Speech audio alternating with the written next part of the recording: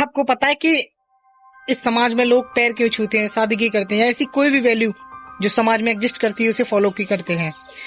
समाज में कोई भी वैल्यू जो एग्जिस्ट करती है उसे स्टेब्लिश करने के लिए 4 फेज से गुजरना पड़ता है। जैसे मान लीजिए हम एग्जांपल के लिए लेते हैं कि लोग बड़ों का सम्मान करना चाहते हैं, ये एक वैल्यू है, और इसे हम मूर्त बनाने के लिए, जो एक अमूर्त है, ये वैल्यू अमूर्त होती है, उसे मूर्त बनाने के लिए, दिखाने के लिए कि भाई हमें बड़ों का सम्मान करना है, हम क्या करेंगे, तो एक प्रतिमान हमने स्टेब्लिश किया कि बड़ों के पैर छूने चाहिए।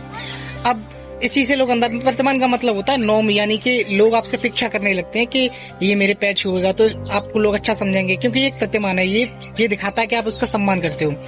अब किसी ने, अब देखते भी होगे, कोई किसी का ज्यादा सम्मान करता है तो पैरों में लम्बा पड़ जाता है कि अरे भाई देखिए देखिए मैं आपका सम्मान करता हूँ, लोग मान भी लेते हैं कि हाँ भाई अच्छा लड़का है। इसके बाद अगर कोई कम पैर छूता है आपको ऊपर से ऐसे कर देता है तो आपको लगता है कि नहीं नहीं नहीं ये देख रहे हो, मतलब आपसे कुछ कहेगा नहीं अगर आप पैर नहीं छूगे तो, लेकिन आप वो मन ही मन में आपसे थोड़ा सा वो करने लगेगा। इसके बाद जो दूसरा फेज होता है वो दूसरा फेज होता है, उसे बोलते हैं कस्टम, ट्रेडिशन या प्रथा।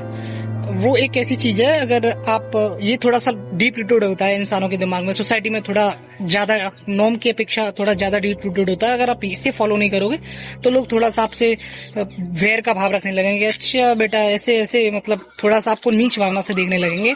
इसके बाद तीसरा फेज आता है, उस वैल्यू को मूर्त करने के लिए, उसको बोलते हैं मूर, यानी कि लोक रूढ़ी करके कुछ होता है, मतलब ये थोड़ा सा और ज्यादा खतरनाक होता है। यहाँ पे लोग आपको मतलब पीट पाट देंगे अगर आपने ये चीज फॉलो नहीं की थी। मतलब कुछ आपने देखी होंगी ट्रेडिशंस होते हैं हमारे यहाँ पे, जैसे अगर फॉलो ना करो तो घर वाले मार पीटने की स्थिति में आते हैं कि करेगा कि उसके ऐसे नहीं, मानना पड़ेगा तुझे।